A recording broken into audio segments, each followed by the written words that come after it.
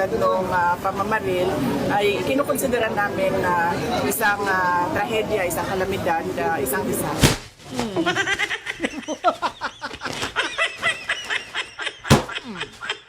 Na mukhang hinayo pa ka. Oh, mga didilis! Si Inday Sayad ninyo. Ano daw, yung nangyari daw na barilan sa school ay isang ano daw yun, isang trahedya. Isang tinuturing daw nilang isang kalamidad.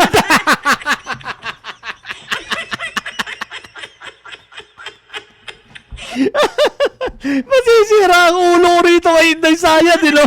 Isipin mo, isang kalamidad.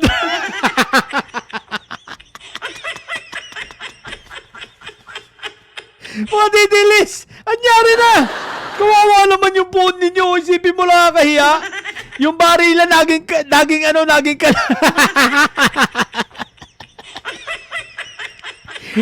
kalamidad ang hinayupak. Si Inday Sayad ninyo may mamemalang. May mamemalang. Naging kalamidad bigla yun. Naging kalamidad bigla. Yung trahedya raw ay naging kalamidad. Itinuturing daw nila yung barilan na kalamidad. Kahit panoorin mo yung buong konteksto ng sinabi niya, matatawa ka no?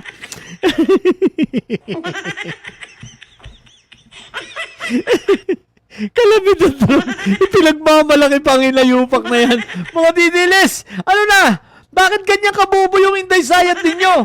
Hindi ito kita nyo naman ha. Tapos pangarap maging presidente. Hoy, Inday Sayad! Kailan pa lagi kalamidad yung barilan nangyari sa sa Ateneo? Kahit hindi ako natatawa doon sa barilan ha. Natatawa talaga ako dito kay Inday Sayad. Kung saan ba nito hinugot yung pag-iisip niyang yun? Isipin mo, yung barilan naging kalamidad. Kalinya siguro ng bagyo. Kalinya ng lindol. Baka naman tsunami.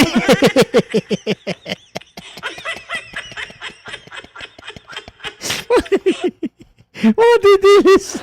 Ang lakas ng tama ni Inday Sayad din yun. Baka naman gusto nyo tulungan. Tumino-tino naman sa pag-iisip. Kaya yan tuloy, no, lahat ng mga tagasunod sa kanya, mga buboy, no. Ultim simula pa, kahit yung mga teacher ng mga didilis na mga galit na galit kay Auntie Claire, ganyan. Ganyan mag-isip, di ba? Pare-parehos na punong-puno ng kabubuhan. Pero, syempre, bobo ang namumuno. Ano pa nga ba ang kasunod yan? Di bobo rin ang mga, bobo rin ang mga alipores, di ba? Bobo ang mga tagasunod. Isipin mo. Kalamidad raw yun. Kalamidad raw yung kalamidad raw yung ang tawag dito, barila. Hindi tayo lakas magpatawa ni Sayad na hinayupak na yan. What the heck? Nanay, tanungin natin si Nanay. Nanay, anong masasabi nyo kay Inday Sayad? Ito tanungin natin siya. Anong masasabi ninyo? Kalamidad raw. Sira ulo yan. Yung BP na yan, si Sarah. Sira ulo yan. Wala ka nang ginagawa dito. Paniperwisyo ginagawa mo. Oh, tama. Inday Sayad. Sira ulo ka raw, sabi ni Nanay, Oh, di ba? Ang tanga mo kasi, isipin mo yung kalamidad, yung barilan, ginawa mo kalamidad. O di ba ka? Sira ulo ka raw, sabi nung ni Nanay, hindi ako nagsabi si Nanay. Kawawa talaga. Inday Sayad, kawawa sa iyo mga didilis. Mahiya ka naman, Diyos ko puruti. Kawawa sa iyo yung mga tagasunod mo. Isipin mo yung mga tagasunod mo, talagang nagmukhang tanga Kawawa. Kita mo pagtatanggol pa nila yan. Hihintayin ko kung ano magiging debunk dito ng mga didilis, ha? Kayo guys, ano sa palagay ninyo? Ano kaya, i-comment nyo nga kung anong sasabihin nila rito. Ano kayang paliwanag ang sasabihin na naman nila na paano nila idudugsong na ang barilan ay isang kalamidad.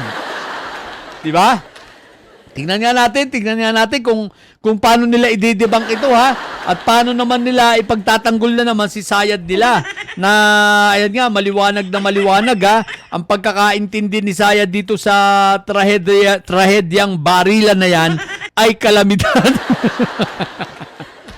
Mga didilis, sige nga, ipaliwanag nyo nga. Galingan nyo naman kung paano nyo ipapaliwanag. Maghihintay kami, ha, ng paliwanag ninyo na yung barilan ay kalamidad. Okay? So yun lang. At pati si nanay maghihintay rin ng sagot. Sabi si BP daw si Raul. Si Raul daw si BP. Ang lutong Ang lutong ng pagkakasalita ni nanay, no? Si Raul daw si BP. High blood na naman ang mga didilis neto. Diyos ko po, Rudy. No? Galit na naman sa atin ang mga didilis neto. Wala akong pakialam, magalit kayo. Basta mga didilis, hihintayin ko yung sagot ninyo, ha? Kung anong isasagot ninyo. No? Ayan, total, si Inday Sayad ninyo, ayan, naisupot ko na. Naisupot ko na yung phone ninyo. Wala nang magagawa at pinaputo ko. Mag-hype na itong mga didilis nito. Yung phone nila na si Inday Sayad, isinupot ko na, pinaputo ko pa. Ang lupit talaga ni Sayad. Hindi ako makamove on sa sobrang talino. Abogado. Abogado. Naging mayor. Vice President kayo pero bobo. Mga didilis, kaya nyo pa ba? Kaya nyo pa ba ang kabubuo ni Inday Sayad? Kaya si nanay, nasasabihan siya ng si Raulo eh. Totoo naman si Raulo naman talaga eh. Palagay nyo ba nasa katinoan niya? Sa tingin nyo ba nasa katinoan pang hinayupak na yan? Epekto nung na hindi nakatuloy sa Japan.